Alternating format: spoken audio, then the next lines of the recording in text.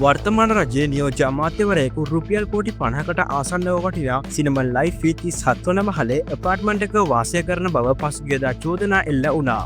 පසුව ඒ නියෝජ්‍ය අමාත්‍ය සුනිල් වටකළ බවට සමාජ මාධ්‍යවල සඳහන් වුණා. ඉන්පසුව නියෝජ්‍ය අමාත්‍යවරයා තමා එලෙස ඇපාර්ට්මන්ට් එකක් මිලදී නොගත් බවට සටහනක් තබමින් එම ප්‍රචාර සම්බන්ධයෙන් අපරාධ පරීක්ෂණ දෙපාර්තමේන්තුවට පැමිණිලි කර තිබුණා.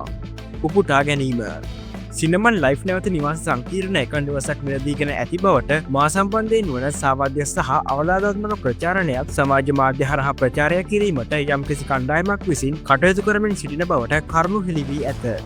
මෙම ප්‍රචාරයන් හි කිසිදු සත්‍යතාවයක් නොමැති අතර මාගේ පක්ෂයද මහජනතාවද මා කෙරෙහි තබා ඇති විශ්වාසය අබමල් රේණුවකින් දු හානියක් සිදුවන කටයුත්තක් මා විසින් සිදු කර නොමැති බවත් ප්‍රකාශ කර සිටිමි.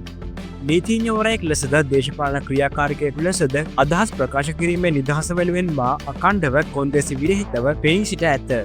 එසේ වුවද එකී අයිතිය වල්වැදුණු නිදහසක් නොවන අතර එකී නිදහස දුෂ්ට ලෙස අවභාවිත කිරීම එය දිනා ගැනීමට මානව ශිෂ්ටාචාරය පුරා අනෙකුට කැපකිරීම සිදු කළ සියලු ශ්‍රේෂ්ඨ මිනිසුන්ට සිදු කරන අවමානයකි. මා සම්බන්ධයෙන් සිදුකර ඇති ද්වේෂ සහගත සහ අසත්‍ය ප්‍රකාශ සම්බන්ධයෙන්ද ඒ මත පිහිටා සිදු කරනු ලබන ප්‍රචාරණයන් සම්බන්ධයෙන්ද අපරාධ පරීක්ෂණ දෙපාර්තමේන්තුවට පැමිණිලි කිරීමට කටයුතු කරන අතර හඳුනාගනු ලබන පාර්ශවයන්ට එරෙහි සිවිල් නීතිය යටතේ වන්දි අය කර ගැනීමට නඩු පවරීමට දැනටමත් කටයුතු සූදානම් කරමින් පවතී. උපුටා ගැනීම අවසන්. මේ අතර මේ සම්බන්ධයෙන් සමාජ මාධ්‍ය ක්‍රියාකාරී වරුණ රාජපක්ෂද මෙලෙස අදහස් දක්වා තිබුණා. මම කල්පනා කළා වටගලට කෝටි 50ක් ආවේ කොහොමද?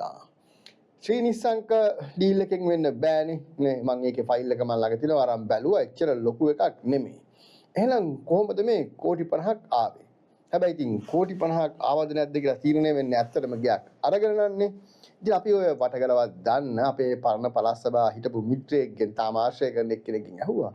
වටගල සිනමන් ගෑන්ඩ් එකේ ගියක් අරන්ද? මං අහපු ප්‍රශ්නේ. මිත්‍යා දීපු උත්තරේ තමයි නෑ මචං ඒක වටගලගේ යාළුවෙක් එකක් කියලා. දැන් ඔන්න මරු කතාවක් මට නම් ඒක ඉතින් මන් දන්නේ නෑ වටගල මිලට අරන්ද යාළුවෙක් එකක්ද තියා ඒකේ වටගල ඉන්නවද කියලාවත් මම දන්නේ නෑ. මෙවැනි පුවත් ඉදිරියටත් බලන්න සබ්ස්ක්‍රයිබ් කර නැති සිටින්න අප සමග.